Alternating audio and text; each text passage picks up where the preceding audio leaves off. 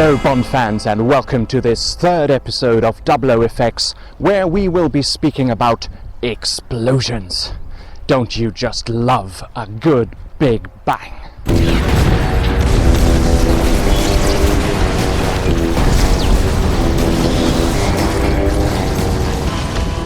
Whether it's cars, helicopters, submarines, houses, briefcases, exploding pens, or complete villain lairs, every James Bond film has featured stunning explosions that make us watch in awe, devised by the best special effects crews in the business and filmed under the strictest safety precautions.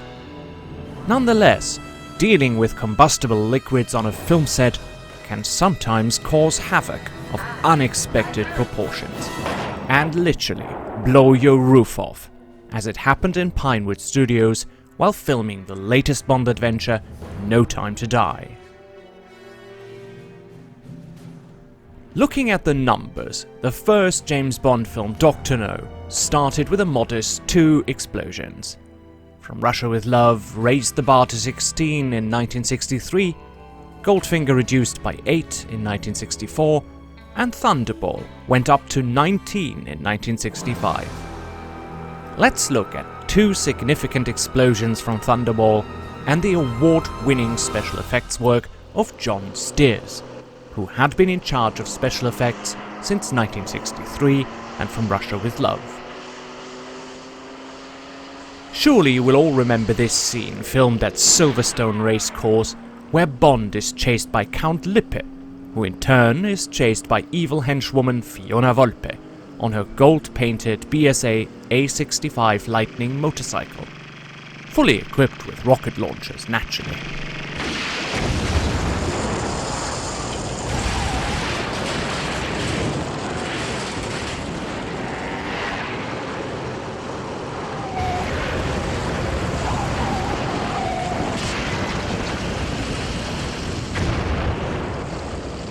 The special effects team around stuntman Bob Simmons and director Terence Young did several rehearsals of the scene, with Simmons driving Count Lippe's Ford Fairlane, which was going over 100 miles per hour.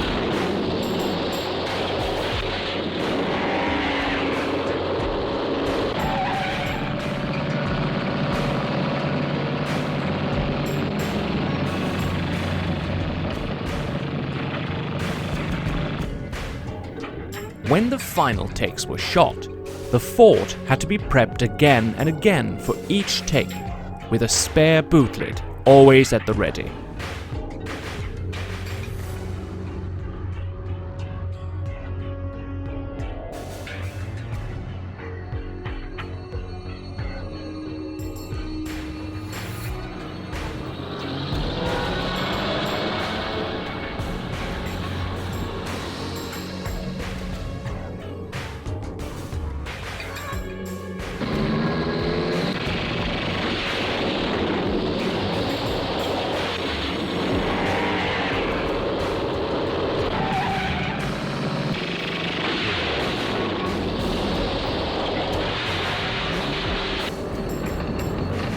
Steering the burning Ford off the racetrack, Bob Simmons narrowly escaped the flaming inferno without the rest of the crew noticing.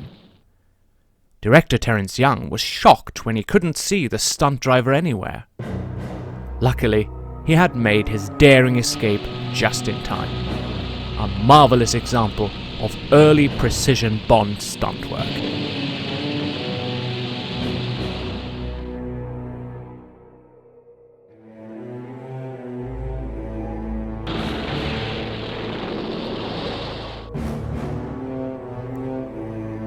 When Emilio Largo's yacht explodes during the finale of Thunderball, special effects supervisor John Steers used experimental rocket fuel to finish the film with a sensational bang.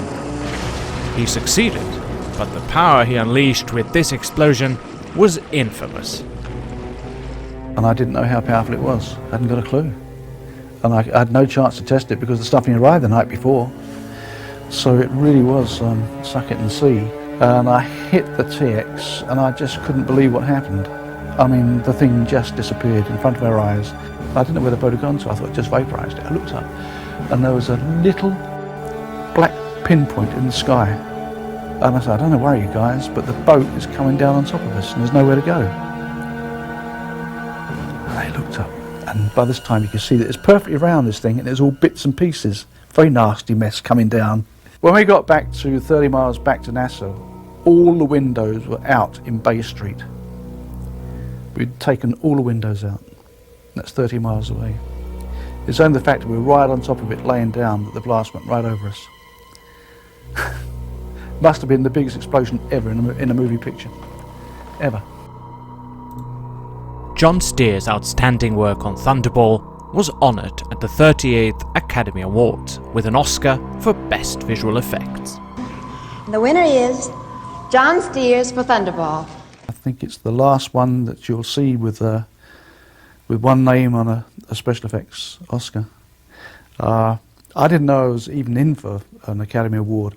I'd had a call from the air cargo people at Heathrow Airport if I go over and collect a package, which I did. It's a wet and windy day. I went over there, and of course it was this little guy, and I had to pay import duty on him too. A prime example of how dangerous explosions can become to the involved stunt crew is this scene from 1969's On Her Majesty's Secret Service, in which Irma Bund's car is first pushed over, then catches fire and explodes in a huge fireball. In this behind-the-scenes footage, you can see the stuntmen crawling out of the overturned vehicle, with two clearly waiting for the director's signal to run off at the exact moment before the Big Bang. The flames narrowly missed the stuntman. For the final film, this scene was trimmed, and the explosion is only seen in a close-up.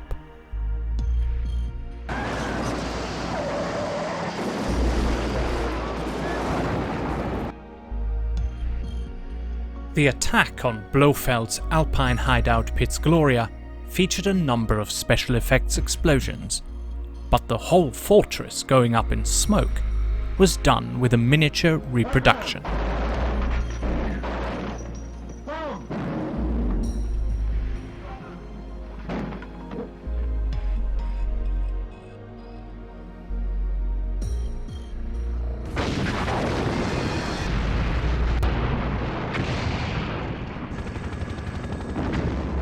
The huge volcano crater attack in You Only Live Twice raised the explosion count to 78, a new record for the still young Bond franchise. On Her Majesty's Secret Service scaled down a bit to 39, and from 1971 onwards, explosions seem to have fallen out of fashion, with Diamonds Are Forever only sporting 29, and Roger Moore's first Bond, Live and Let Die, a mere 14. However, the overall quality of the effects increased, and on occasion, so did the mishaps. For Diamonds Are Forever, director Guy Hamilton and his production team were looking for an oil rig to stage the final encounter between James Bond and his archenemy Blofeld. The script called for a helicopter attack on the heavily defended rig, a recipe for explosive action, but also a number of complications. We had problems to find the right oil rig because it had to be disused and had to be safe because we had fire effects and explosions and all that. Guy decided to have one last dry run through just to make sure everything was fine before we shot. And the assistant director misunderstood. And when Guy yelled action, for the run-through, explosions started happening all over the place. And thank God, the head helicopter pilot, a wonderful man named Jim Gavin, he went, holy Jesus, what's happening down there? And he started rolling the cameras. And a lot of the explosions from the air were off that take. And Guy stood on that oil rig, and he was apoplectic, but he was so calm, and that was Guy. I mean, Guy never raised his voice. And the assistant director said, I'm so sorry, Guy. And Guy said, I'll handle it. And he said, Guy, I'll get the people. He said, I'll handle it. He said, Guy, I don't think you understand the pressure on the thing of someone being an assistant director. He said, I was the assistant director on the African Queen. I was the assistant director on the whatever he started doing with. He said, and I'll handle it.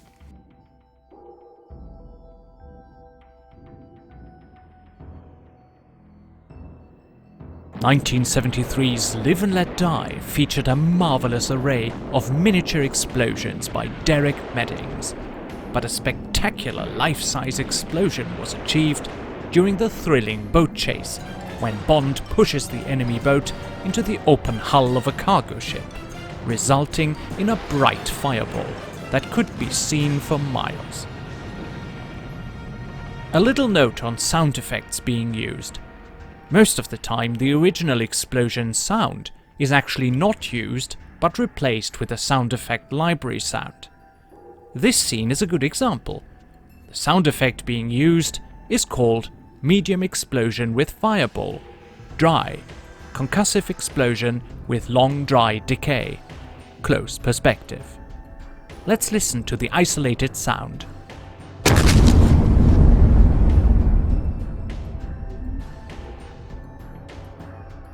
In The Man with the Golden Gun, villain Francisco Scaramanga demonstrates his power with firing an energy beam on Bond's Republic RC-3 CB plane, and thus making sure he will not leave the island. This is the part I really like.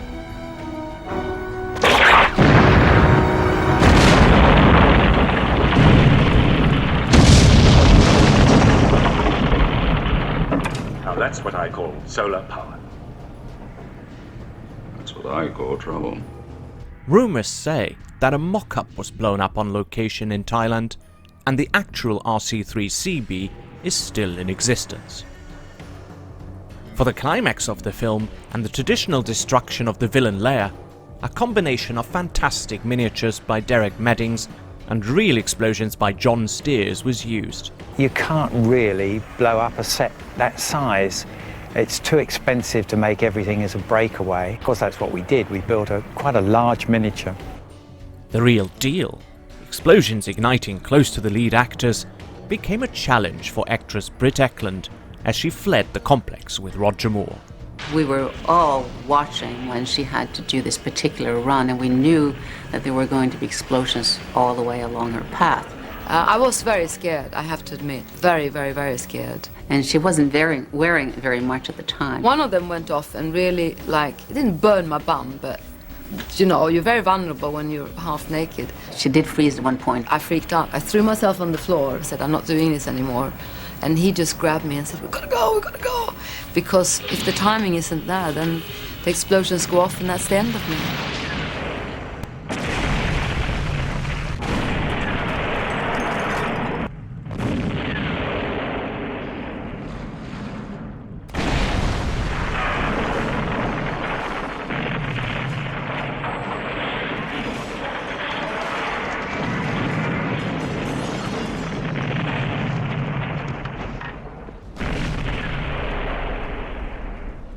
For The Spy Who Loved Me and its massive sets, which included the interior of a supertanker that could house 3 submarines, one of the largest sound stages in the world was built in Pinewood Studios for $1.8 million, the 007 stage. On the 4,220 square meter floor space, the production crews would stage all the upcoming epic battles between good and bad, and continue to do so until this day. With that much space to play with, the stunt crews wreaked havoc on the marvelous Ken Adams set, something that required meticulous planning and precision.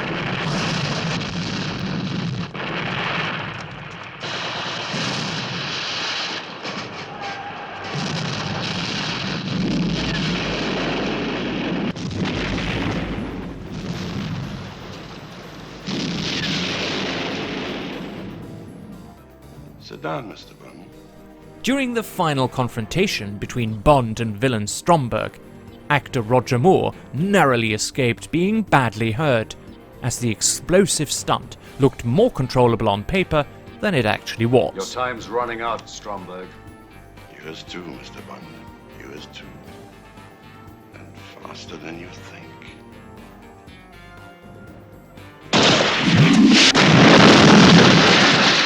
I was supposed to be standing behind the chair, and I said I think there'd be much more tension in it if I'm sitting in the chair. I just didn't have time to get out of it, and it blew. I had 3 holes there where most people have 1. The 1970s ended with a spectacular firework in space for Moonraker.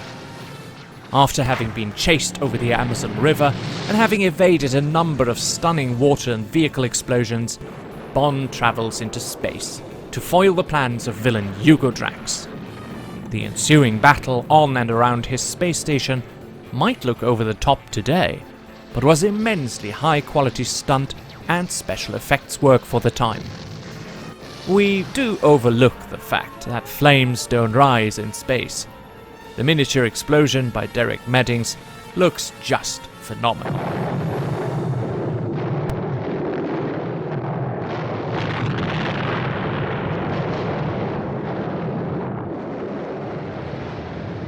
It is no surprise that after 29 explosions in The Man with a Golden Gun and 82 in The Spy Who Loved Me, the special effects extravaganza of Moonraker set a new record with a whopping 215 explosions. For Your Eyes Only in 1981, scaled back to 28. Roger Moore's time in the role of James Bond concluded with A View to a Kill in 1985, and while he walked away unscathed, his co-star, world-famous singer Grace Jones, was blown up on location at the former chalk quarry in Amberley in West Sussex. Well, a dummy was blown up, obviously. Grace is fine. We're doing a large explosion when Grace Jones is killed when she escapes from the mine, and the time bomb explodes and creates a very spectacular explosion, we hope.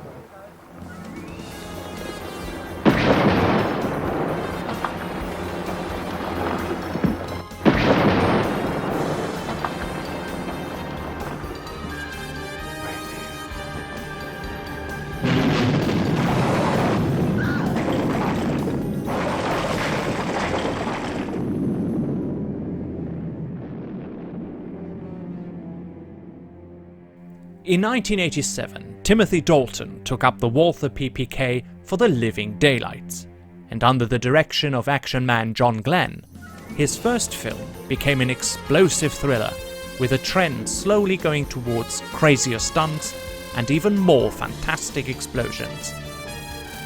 Right at the beginning of the film and the breathtaking opening sequence on the Rock of Gibraltar, the stunt crew around Chris Corbould fired a Land Rover off a cliff in the UK and detonated it in mid-air.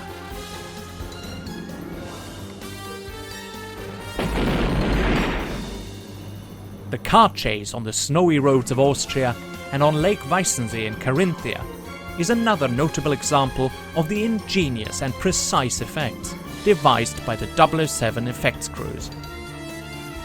Filmed on location in front of a tunnel of the Drautal Road by Arthur Worcester's 2nd Unit, Bond blasts through a roadblock with his gadget-laden Aston Martin. Several takes of the car approaching the truck were filmed, then the big explosion with multiple cameras.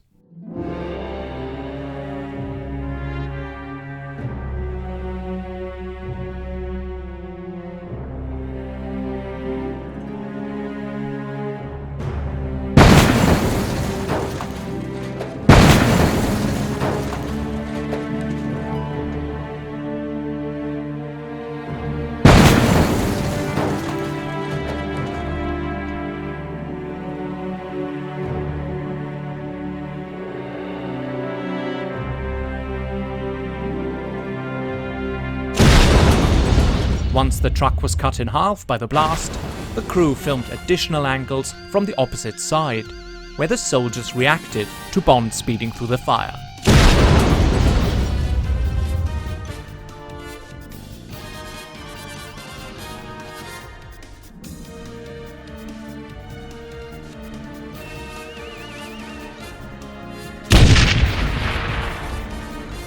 The action continued on the frozen Weissensee Lake, where Worcester and his 2nd Unit shot multiple angles with explosions to give director John Glenn everything he could possibly need. The ice was thick enough to support the heavy vehicles as well as the special effect charges.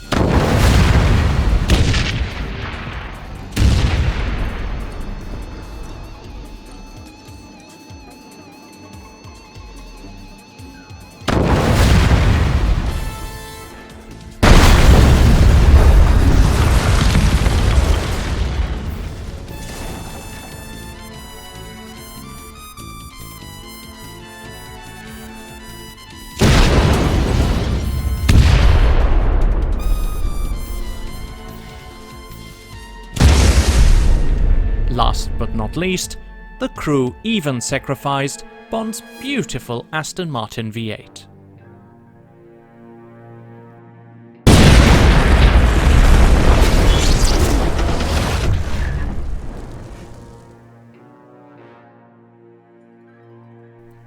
The epic battle between Bond, his Mujahideen allies and the Russians, filmed on the airfield of Ouarzazate in Morocco, is a joy to watch, and the desert landscape provided enough space for large-scale explosions.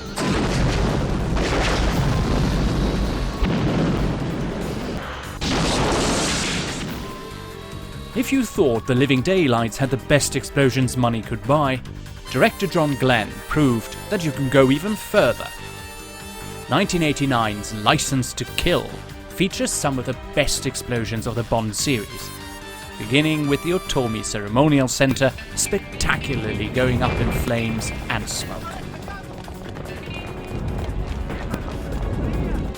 The tanker chase, filmed on the narrow roads of Mexicali, was even more spectacular, with the enormous explosions requiring a lot of safety precautions, and the camera crews had to capture the action from a safe distance and from behind protective wood panels.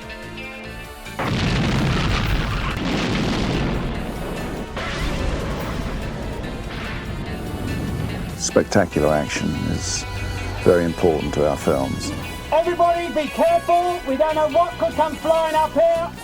Just be ready to move. Ready? And action!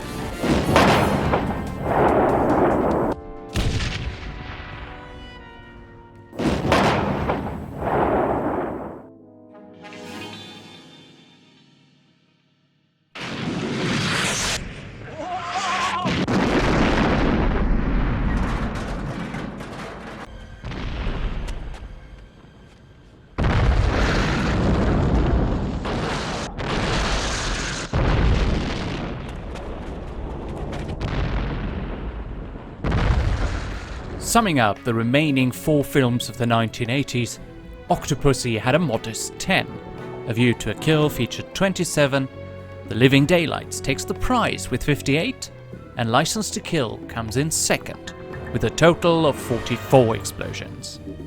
After a 6-year hiatus, Bond was back on the silver screen, with Pierce Brosnan taking the reins and Martin Campbell directing GoldenEye on a staggering $58 million budget, a huge amount in 1995.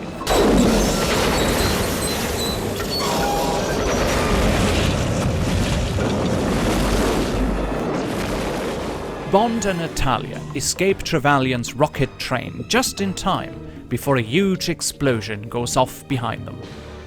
Now, if you ever asked yourself if it is possible to outrun an explosion, the simple answer is no, you cannot. It may depend on how close you are to the explosion when you start running, and obviously how fast you are. However, a C4 explosion is virtually instant. Gases are released from the explosive at the speed of 8 meters per second, destroying everything in its immediate wake. Would this scene have occurred in real life, Bond and Natalia would have been hit by the blast within 1 second, assuming it is powerful enough. Nonetheless, it was a wonderfully tense moment in the film.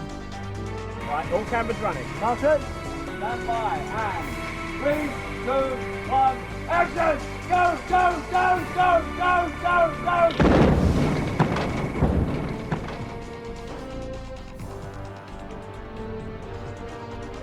2 years later, director Roger Spottiswoode and his special effects crew around Chris Corbould and Vic Armstrong turned the airfield of Peyragut in the French Pyrenees into a flaming inferno, culminating in an immense explosion that made you hold your breath.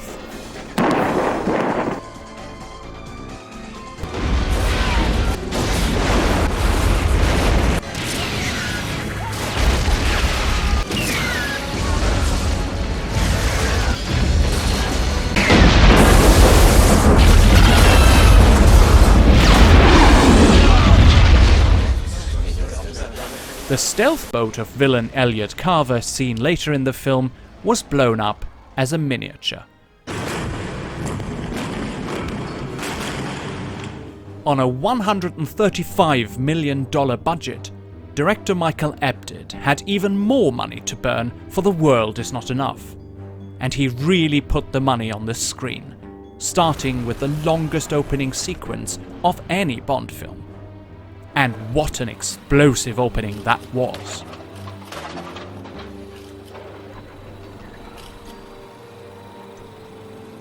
Today's the 10th, so I have no idea what to expect. I mean, it could be a bit hairy.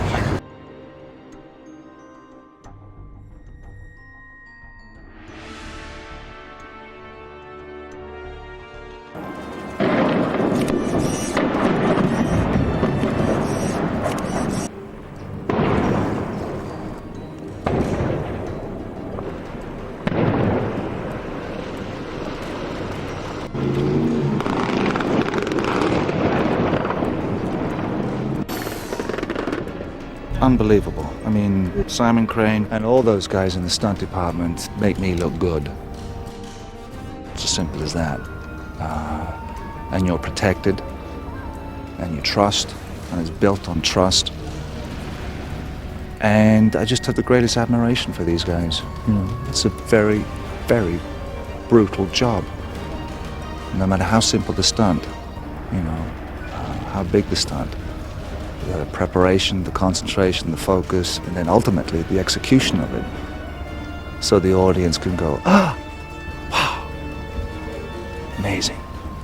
You know, but you know, there's a life and there's a body on the line there, and you know, I've seen them fall. I've seen the blood spill, and it ain't a pretty sight. For the skiing scenes in which Bond is pursued by Parahawks, the crew moved to Chamonix in France and used a small remote-controlled camera helicopter to capture the action as close as possible. The 1990s Bond films truly became larger than life, with more action sequences and set pieces than ever before.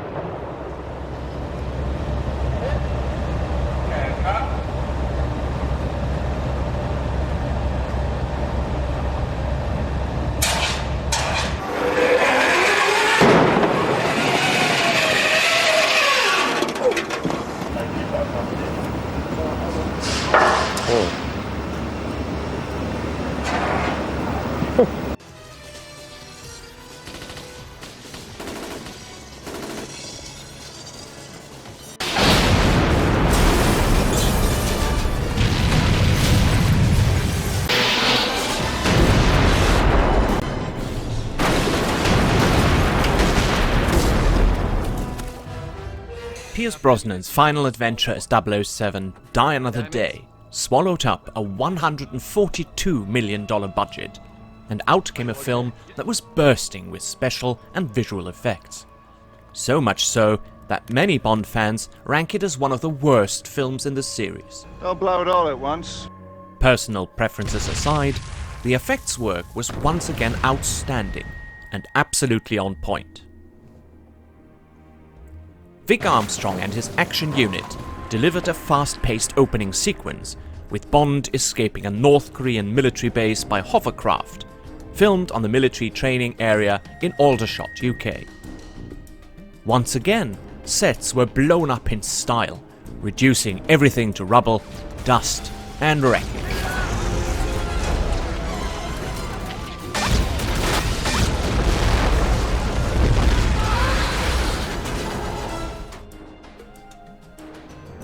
The ice chase, filmed on location in Iceland, Norway, and also on the Royal Air Force Base Little Rissington, was a tough and costly shoot. Cars got wrecked, and explosions could be heard thundering through the landscape.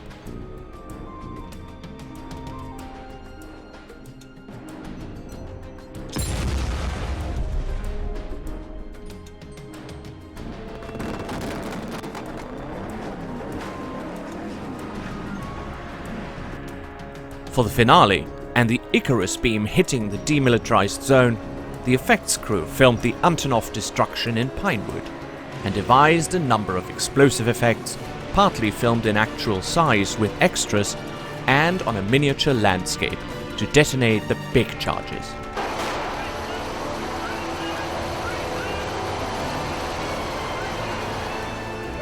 You probably all know this, but there's a series of 70 explosions here. Once action has been called, there is no stopping, there's no cutting, we've got to keep going. Because if somebody doesn't hear the cut, who's firing bangs or whatever, that's when the situation gets dangerous. So here we go, guys, stand by. Turn over! Turning over, turning over.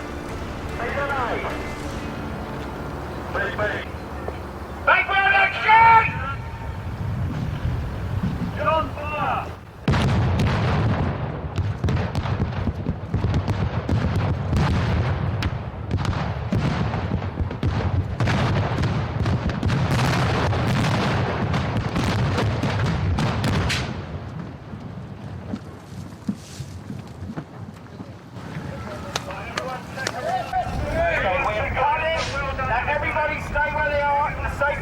You always get one of these big ones in a Bond. You know, on the last one we had the big one out in Spain.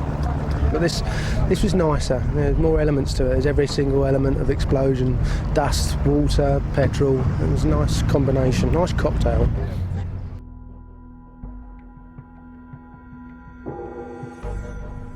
Remember that one we dropped in the Thames? Yeah. That came up. That was all right, wasn't it? A bit cleaner, that'd be all right, wouldn't it? Yeah, I don't know. A couple of new cables. Well, we go back over the first edge there. That's quarter full size. Then we go back to 1/8 full size to the next level. And then we blend it back into 12th scale. And then back to 16th and 24th. And then we have a painted backing beyond that.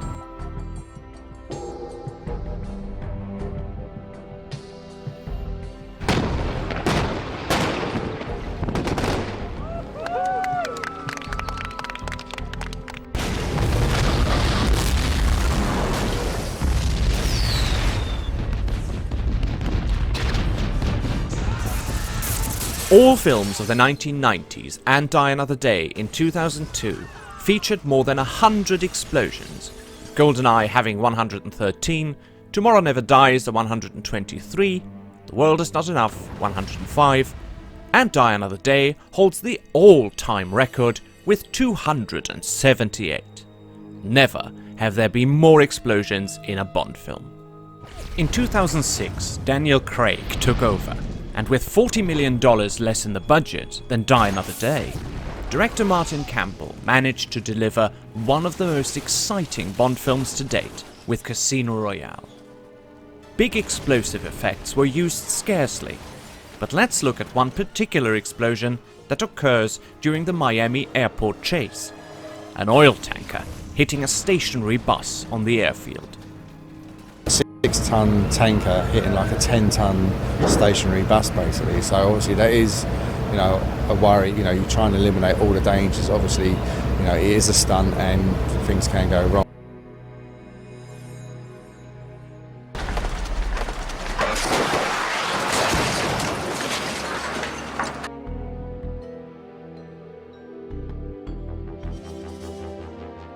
We've got dummies in the back because that's obviously where we're impacting. We've got real people in the front. So obviously dangers are, you know, if anything went wrong with a tanker on the way in and he's veered off, it could be quite messy, but it won't. There and there we've got these hydraulic wheels that come down to help it spin. There's a huge cylinder inside with a pipe that goes to this ram. They hit the button. Inside that ram there's a huge piece of wood. That fires down. As that fires down, that will lift this up in the air. The tankers are sort of all been lightened. The tank on the back is obviously just hollow. It's just a lightweight alley frame. Inside the cab, it's all been strengthened. We've got thick plates on the floor, big roll cage in there. Basically what the driver will do, he won't sit upright when he goes through it, he will actually lay down.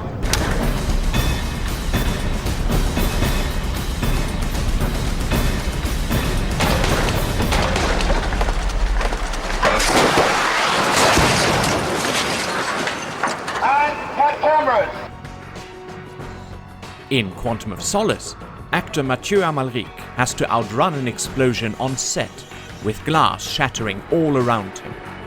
For dramatic effect, the explosion was slowed down in the final film.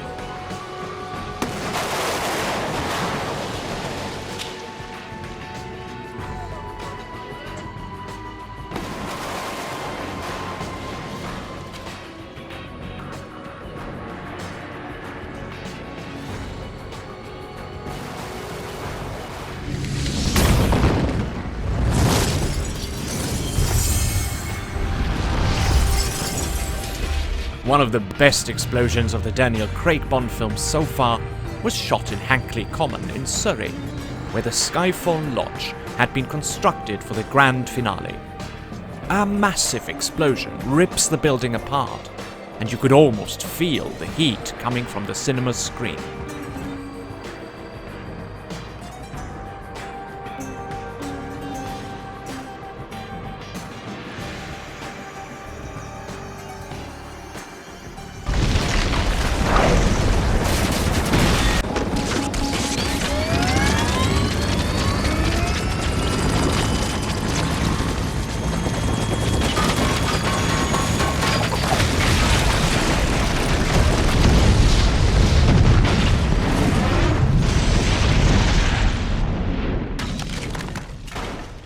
Just when you thought that after 53 years of Bond history, the special effects crews had used their full potential more than just once, Spectre came along. Not only did the film feature a massive house explosion in Mexico City, done in Pinewood Studios, an alpine chase that took months of preparations and ended with Bond smashing his plane through a purpose-built Tyrolean barn, special effects supervisor Chris Corbould and his team even managed to ignite the largest ever film explosion at Gara Medoua in the Moroccan desert, setting a Guinness World Record. This is definitely going to be a big Bond moment. We are hoping we're going to reach the Guinness Book of World Records as the biggest explosion ever in cinematic history. We've got 8,140 litres of kerosene. 24 charges, each of which are a kilogram of high explosive. Each explosion has a tiny microcomputer inside it, so it's really safe and really reliable. 4 hours out now from doing the explosion. The adrenaline's starting to flow as we're getting to that point where the button is going to get pushed. 3, 2, 1, action!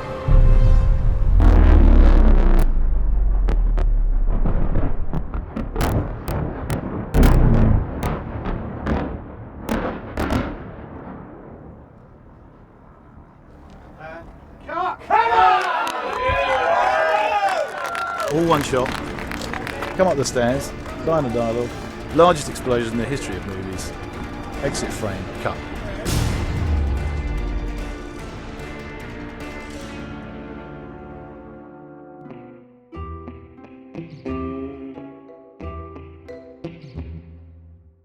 Out of the Daniel Craig Bonds, Casino Royale only used 18 explosions, while Quantum of Solace had 80, Skyfall 89, and Spectre 84.